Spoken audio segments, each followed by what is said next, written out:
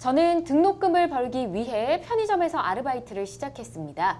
사장님은 저의 임금을 최저임금에도 못 미치는 시급 7,500원에 책정하시면서 폐기를 앞둔 음식은 제 마음대로 먹고 임의대로 처리해도 된다고 하시더라고요. 그런데 제가 아르바이트를 하다 2주 만에 발목 부상을 입어서 일을 그만두게 됐습니다. 그리고 일한 만큼의 월급은 보장해달라고 말씀드렸더니 알았다고 말씀하시고 한 달이 넘도록 2주치 월급을 보내지 않는 겁니다. 저는 노동청에 신고했고 사장님은 저를 상점 내 음식을 임의로 편취했다며 경찰에 고발했습니다. 저는 폐기 항목을 찍은 상품만 먹었을 뿐인데 사실 영상에서는 그런 게 일일이 다 보이지 않잖아요. 돈 못 받은 것도 억울한데 저를 죄인 취급한 업주에게 무고죄를 물을 수 있을까요? 라고 보내주셨네요. 조금 뭔가 많이 억울하실 것 같은데 저희가 알아보도록 할게요. 일단 최저시급을 위반했습니다. 7,500원을 받고 일을 했다고 했는데 이걸 신고하면 법적 책임을 업주가 져야 되는 거죠? 예, 맞습니다. 아마 이 사안을 보면 최저임금법 위반을 노동청에 신고를 하니까 그걸 대응을 해서 하신 것 같거든요. 업주분이. 최저임금법에는 최저임금보다 임금을 적게 주거나 최저임금이 적다는 이유로 종전의 임금을 낮추는 경우에는 3년 이하의 징역 또는 2천만 원 이하의 벌금에 처하도록 돼 있고 이걸 같이 병고할 수 있도록 돼 있습니다. 그렇기 때문에 이 부분에 노동청에 신고를 하셨으면 아마 그 부분의 사실관계를 정리해서 지급하지 못했던 부분을 지급을 해야 노동청 고용노동부에서 이 부분을 뭐 그냥 종결한다든지 해야 되고 그렇지 않으면 그거에 해당하는 벌금을 물어야 될 가능성이 많습니다. 그렇군요. 알겠습니다. 근데 이 2주만 일을 했지만 한 달이 지나도록 이 발목 부상 때문에 일을 또 못했는데 그 2주의 임금을 못 받고 있습니다. 이렇게 못 받은 임금은 언제까지 또 계속 요구를 할 수 있을까요? 물론 저 같으면 끝까지 요구를 할 것 같지만. 그 소멸시효의 문제입니다. 이거는 원칙적으로 소멸시효 있어요. 네, 원칙적으로 근로기준법에 따른 임금 채권과 퇴직금 채권은 3년간 행사하지 않으면 시효를 소멸하게 됩니다.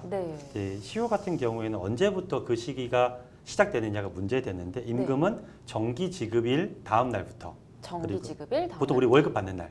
예. 그리고 퇴직금은 퇴직한 날의 다음 날부터 각각 소멸시효가 기산하게 되는데요. 근데 사연자 같은 경우에는 정기 지급일 이전에 퇴사하신 경우잖아요. 이런 경우에는 퇴직한 근로자에 대한 금품 정산까지도 고려가 돼야 됩니다. 퇴직한 근로자에 대해서 이제 퇴직한 날로부터 14일 이내에 금품을 정산할 의무가 있습니다. 그리고 그 금품에 대해서는 14일이 지난 날부터는 20%의 지연 이자를 물게 되어 있어요. 높은 이유가 있고 이런 의무를 위반하게 되면은 3년 이하의 징역 또는 3천만 원 이하의 벌금에 처해지게 됩니다. 그러니까 종합적으로 생각하면 사연자께서는 퇴직일로부터 3년까지의 기간 이내에 20%의 지연 이자까지 가산한 금액을 청구할 수 있을 것으로 생각됩니다. 네, 이 법을 꼭 기억해 두셔야 될 것 같습니다. 그리고 아까 최저시급 7,500원 약간 사장님께 편법 쓰셨다 얘기를 해주셨는데 그게 대신에 뭐 버릴 예정인 상품 네가 마음대로 먹어 좋다 이렇게 조금 하신 것 같아요. 근데 지금 이걸 문제 삼아서 사연 보내주신 분을 도둑으로 좀 몰고 있는데 일단 문제는 구두상 계약이라 입증이 좀 어렵습니다. 어떻게 이 계약사항을 입증을 하고 아니면 내가 폐기 물품을 먹었다. 이걸 어떻게 증거를 낼 수 있을까요? 좀 되게 안타까운 상황인데 이런 경우도 있고 또 어떻게 보면 입장에서 또 반대인 경우도 있어요. 반대요? 그런데 이걸 좀 말씀을 드리면 입증의 문제일 거예요. 지금 그 사업주가 절도죄로 아마 고소를 한 것 같고 거기에서 조사를 지금 받으셨는지 받으실 예정인지 모르겠지만 입증해야 될 거는 사업주가 폐기 처리될 그 유통기한이 거의 다 지난 거는 먹어도 좋다라는 동의를 받았다라는 걸 입증을 해야 되거든요. 그렇죠.